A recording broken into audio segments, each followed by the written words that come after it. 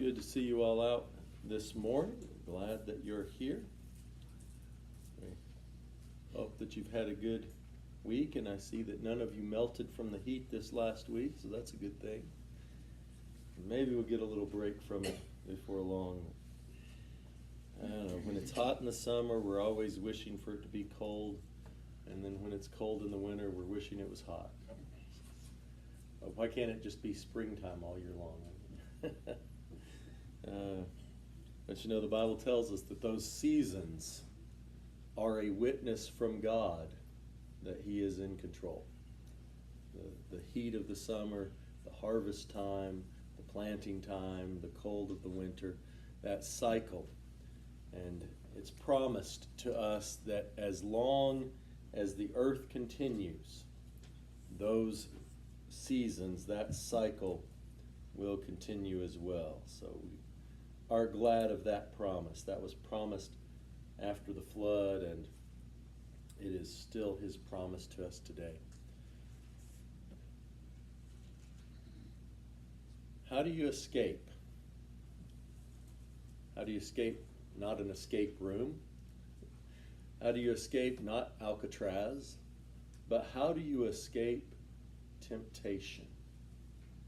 Or do you? Maybe you're like the fellow who said, I can resist everything except temptation. But how do we do it? What is the way of escape? In 1 Corinthians chapter 10 and verses 1 through 14, we find Paul telling a story to the Corinthians that was probably a little less familiar to many of them because Corinth was not a city known for its Jewish background knowledge. So he tells them about how things used to be. Maybe they'd forgotten. Maybe some of them knew the story, but it doesn't hurt to repeat it at times. He says, For I don't want you to be unaware, brothers, that our fathers were all under the cloud, and all passed through the sea, and all were baptized into Moses in the cloud and in the sea. He's talking about when the children of Israel escaped from Egypt. And they came to the Red Sea, and it was blocking them, and they thought they were trapped. But instead, God opened up a path through the sea. There was sea on both sides. There was clouds above. And he says they were baptized in Moses in the cloud and the sea. He says they all ate the same spiritual food, and they all drank the same spiritual drink, for they drank from that spiritual rock which followed them, and that rock was Christ. So he says Christ was there with the children of Israel when they were escaping from Egypt. And in the wilderness, when they drank from the spiritual rock, they were really drinking from Christ. He was there with them. He says, nevertheless, so in spite of all those things, they were all together. God was with them. Moses was leading them. They were following God. They were seeing these miracles. They ate spiritual food. They drank spiritual drink. But he says, nevertheless, with most of them, God was not pleased. And by what most, he means all but two. That's definitely most. Almost all of them. God was not pleased, for they were overthrown in the wilderness. Now these things took place as examples for us.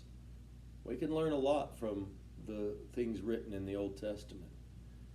That we might not desire evil as they did. Do not be idolaters, as some of them were. As it is written, the people sat down to eat and drink and rose up to play. And that is an indicator. He quotes that to describe their idolatry. It says, we must not indulge in sexual immorality, as some of them did. And 23,000 fell in a single day.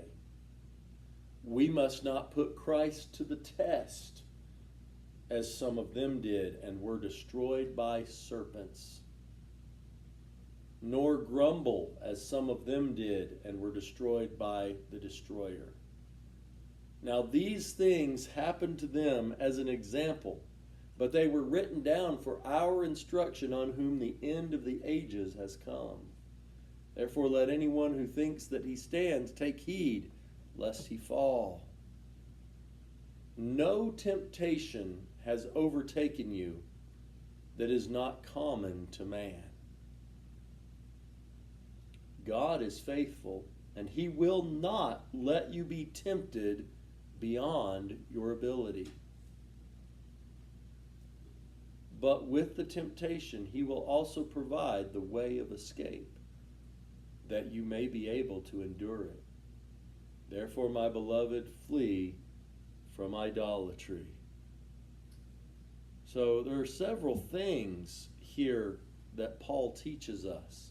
In addition to teaching us about the things from the Old Testament, he brings those lessons forward to be examples for us and to teach us how to live and how to avoid and overcome temptation.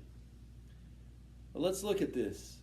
The things that happened to Israel in the wilderness are examples and warnings and admonitions to us.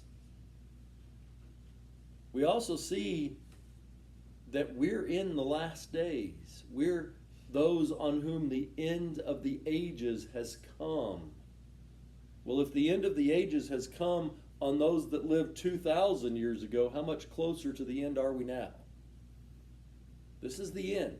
This is the final age. There won't be another one after this. Jesus Christ was the final revelation of God. You know, there had been many prophets down through the years that had come and talked to the people and tried to turn them back toward God. But Jesus was the last. It was his own son. Jesus even told parables about how the prophets had come and they had rejected the prophets. And what did God do? He said, well, I'll send my son. Surely they'll listen to him. But of course they didn't. They took him and they killed him and hung him on a tree. They crucified him. The only way that we can get to God is through Jesus, and our faith must be in Christ. It's interesting, even back there in the Old Testament, even when they were escaping Egypt, Christ was with them then. They didn't recognize him as that, but we know that he was there. And God's grace is now available to everyone. Everyone has the option of receiving God's grace if they'll come to him. If they will only do what he says to do to receive it, they can all receive it. Every single person. It's available for everyone. But just because something is available for everyone doesn't mean everyone gets it. I remember several years ago, Dr. Pepper gave out free coupons for a free 20-ounce bottle of Dr. Pepper. Now, I don't like Dr. Pepper, so I didn't get one. But everybody could get one. Anybody could get that coupon and go get a free Dr. Pepper. There are a lot of things like that. There are days on the National Donut Day where Krispy Kreme offers a free donut to everybody. You got to go to the store and get it. They're not going to bring it to you. Does that mean you worked and earned it if you go get the free donut? No, it just means you went and got the free gift. Sometimes people think that God's forgiveness, it's a free gift, so there's nothing I have to do. No, you got to go get it. And he tells us how to get it. If you don't go get it, you ain't got it.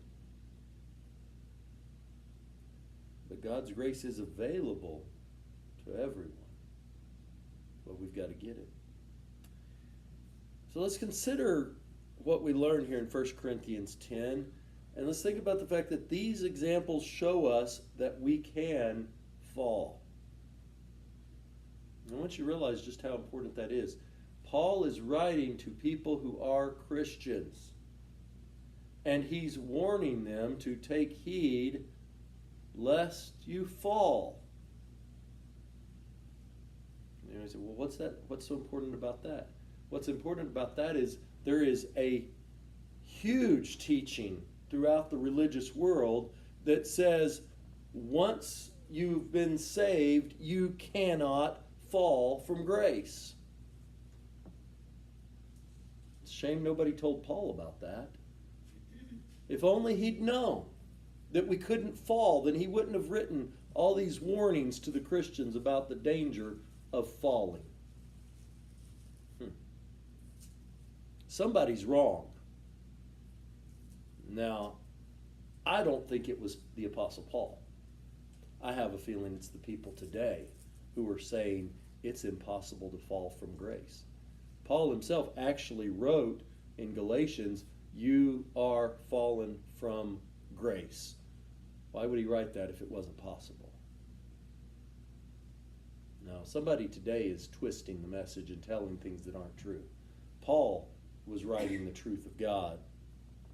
These examples show us that we can fall. Verse 6 says, "Now these things became our examples, to the intent that we should not lust after the evil things as they also lusted.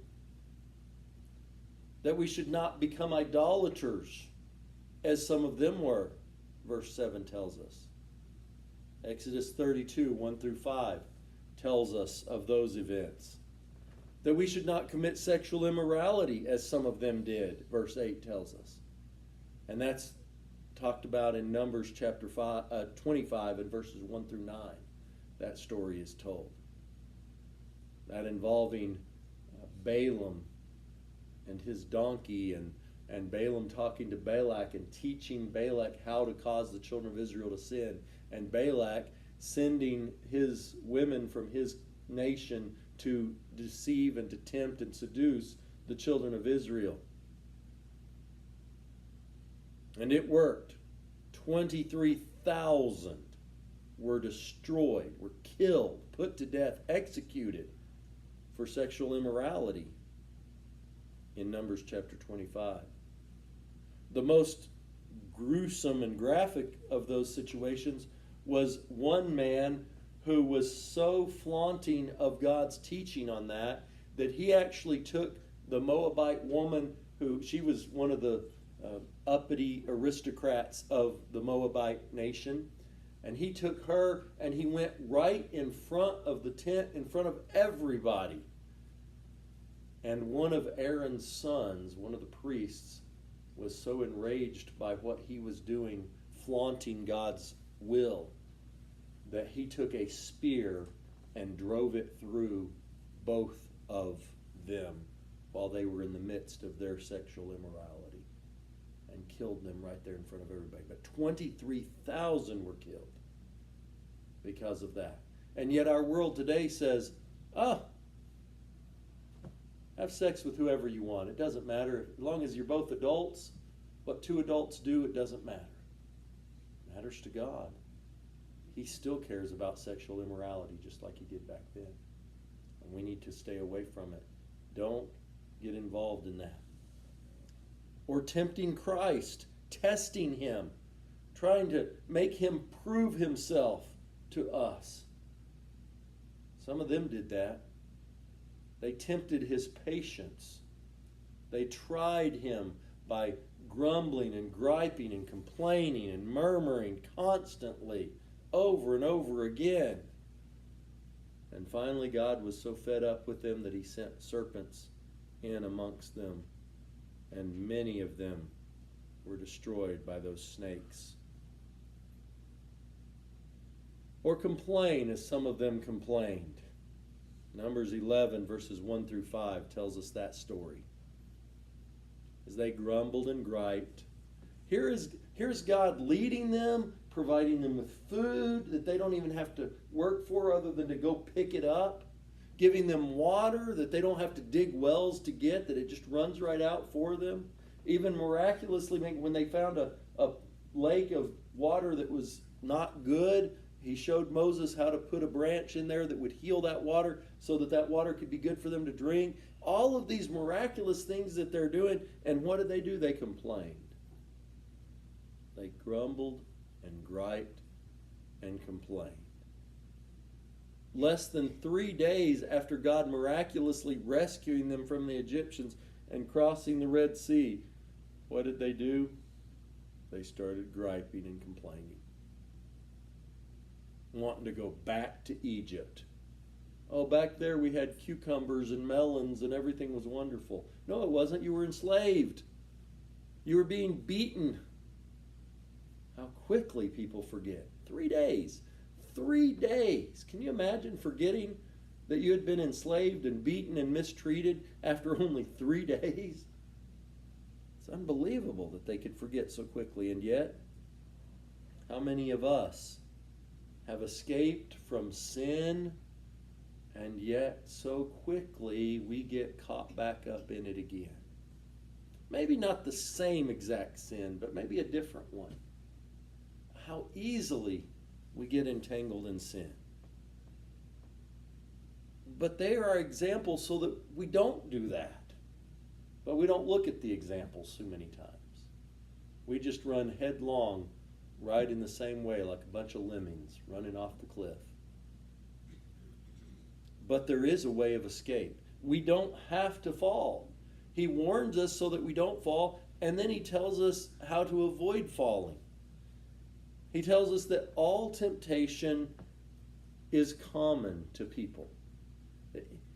There's no temptation that is superhuman and can't be resisted. There's no temptation that's so unique that you're the only person who's ever faced that temptation.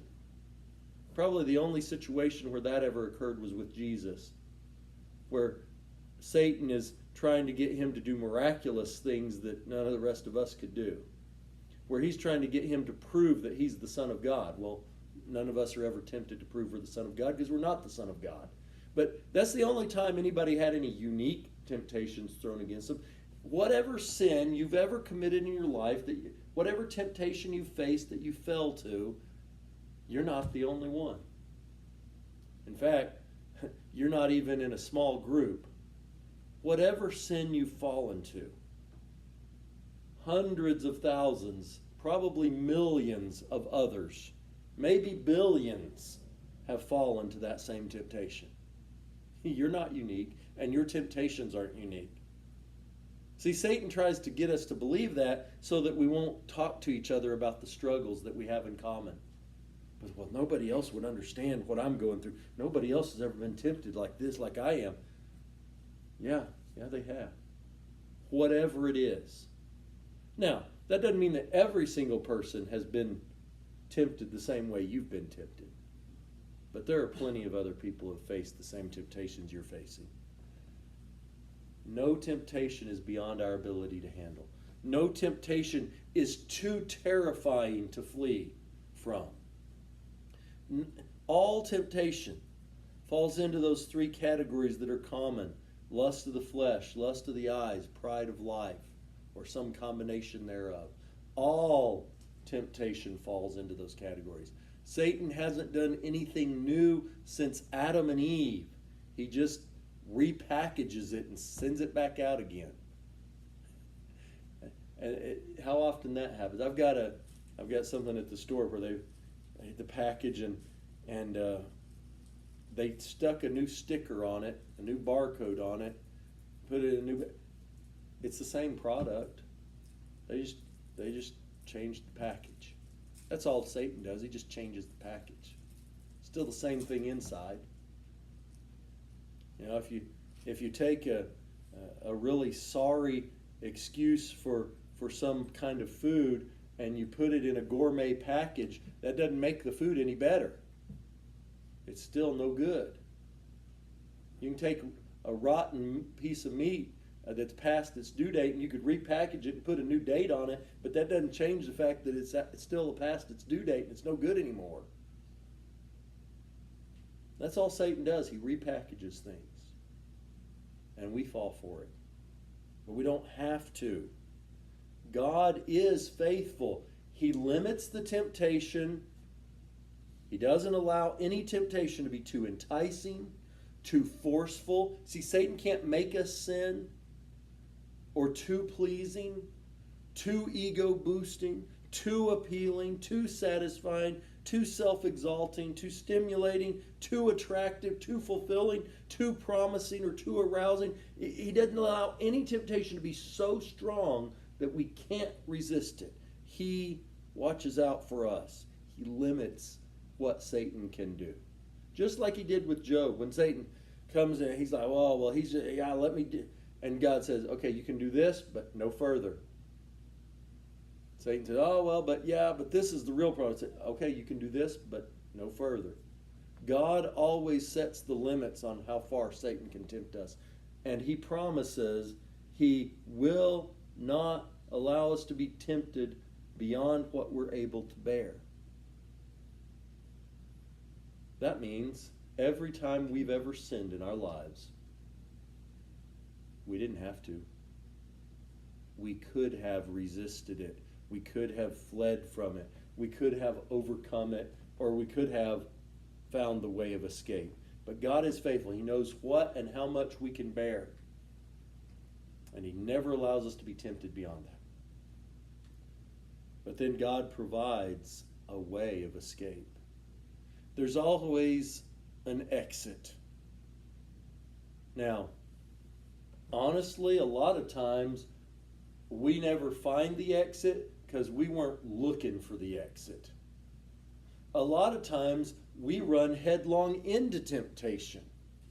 We're running to the sin. The devil doesn't even need to tempt us because we're running right toward the sin. We're not looking for a way of escape. We're looking for a way to excuse it maybe, or to justify it. But we're not looking for a way to escape the sin. Now, the truth is sometimes that way of escape isn't the most pleasant. But there is a way of escape. He gives us strength to get through the temptation. James 4 and verse 7 says, therefore submit to God. Resist the devil and he'll flee from you. God can give us the strength that if we will resist, that we can resist the devil and the devil will actually run away. Other times, he gives us a way to get away. We have an opportunity to turn and flee. 2 Timothy 2:22 warns Timothy. Paul says, flee youthful lusts. Run away from them. Just get away from the places where those temptations are happening. Now, that's not always an option. You look at somebody like Joseph, who was a slave in Potiphar's household, and he had to be there. He couldn't just run away. He had to do his job, but God gave him the strength to resist that temptation.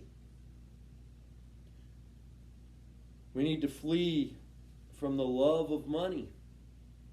1 Timothy 6 and verses 10 through 11 says, for the love of money is a root of all kinds of evil, for which some have strayed from the faith in their greediness and pierced themselves through with many sorrows. But you, O man of God, flee these things and pursue righteousness. See, if we're running toward righteousness, sin's always going to be in the rearview mirror. It's when we're not running toward righteousness that we start looking, oh, look at that over there. That looks nice. If we're running toward righteousness, we're not looking over there or over there at the sin that is there to tempt us. We need to flee idolatry, 1 Corinthians 10:14 says. And we need to flee sexual immorality, 1 Corinthians 6:18 through 20 says. So sometimes we resist Satan when we have to. Sometimes we just run away. We don't like to run away from a fight. We think that's cowardly. But sometimes running away is the right thing to do. When we're tempted by sinful things and we're facing those things, sometimes our best choice is to run, to leave, just get out of there. Get away from where the temptation is. And remember, as 1 Corinthians 6:20 tells us, you were bought at a price. Glorify God in your body and in your spirit, which are God's. Our body and our spirit belong to God. It's not ours to do with what we want. We must please Him. So He provides us that way of escape. Now again, sometimes it's not that pleasant. There were Christians in the first century There were some of God's people in ancient times before that who sometimes were faced with the choice of deny God or die. Quite a temptation to deny in that situation, isn't it? I mean, we all want to live. Nobody in their right mind wants to die. And yet, so many of them said, I will not deny him. Their way of escaping temptation was through death's door. Now, that's not a pleasant one. None of us want to go through it that way. Some of the apostles were beaten, stoned nearly to death or to death, like Stephen. And like Paul was stoned, they thought he was dead, but he wasn't. Or he revived, one of the two. But they went through that door of escape rather than yield to the temptation. We don't want to do that. And we come up with excuses. Well, but they would have hurt me. They might have killed me. Death is not the worst thing that can happen to a Christian. Denying Christ is much worse.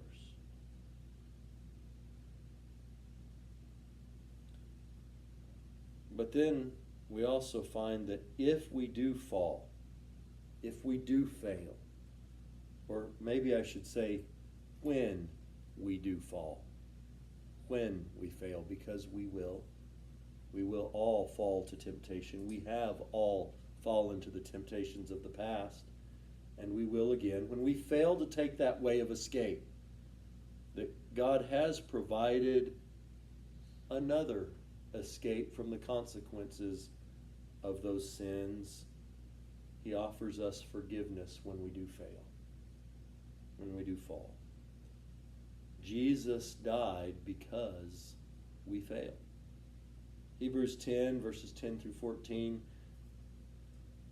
says, by that will we have been sanctified through the offering of the body of Jesus Christ once for all. Every high priest stands ministering daily and offering repeatedly the same sacrifices, which can never take away sins. But this man, after he had offered one sacrifice for sins forever, sat down at the right hand of God. From that time, waiting till his enemies are made his footstool. For by one offering he has perfected forever those who are being sanctified. He died so we could be forgiven. Jesus died for those who had fallen and those who were fallen and for those who would fall in the future. In Romans chapter 5 and verse 8 says, God demonstrated his own love toward us in that while we were still sinners, Christ died for us. Now that doesn't mean that we just go on and sin all the more because, well, God's grace is there and Jesus died to forgive us. Well, since he died to forgive us, why would we want to walk in that way anymore?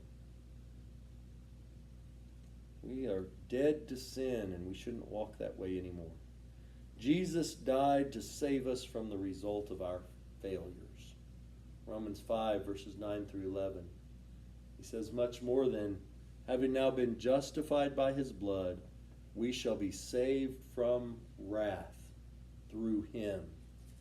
For if when we were enemies, we were reconciled to God through the death of his Son, much more, having been reconciled, we shall be saved by his life. And not only that, but we also rejoice in God through our Lord Jesus Christ, through whom we have now received the reconciliation. We're reconciled to God. We're forgiven of our sins. We're saved from the wrath of God that is being poured out on those that are unrighteous because of Jesus' blood and because of his sacrifice. And we need to look for that way of escape. And when we have fallen, we need to come back to him and ask for forgiveness for that. God warns us against sin. God gives us the strength to resist sin. God provides a way of escape from sin. And God provides salvation from sin when we have sinned. So if you're in sin, or sin is in you, why? Why is it still that way? Did you ignore the warning? Too many times we do. Did you fail to use the strength God provided? Sometimes we do. Did you fail to take the way of escape? Or maybe you have fallen into sin. Maybe you failed to take that way of escape. But why are you still in sin? Get out. Have you failed to take advantage of Jesus' sacrifice? Get out of the sin while you still can. This life is coming to an end, and it'll be too late then. But now is the day of salvation. If you're here and you have a need to respond to God's invitation for any reason, please come as we stand and as we sing. Nail at the cross.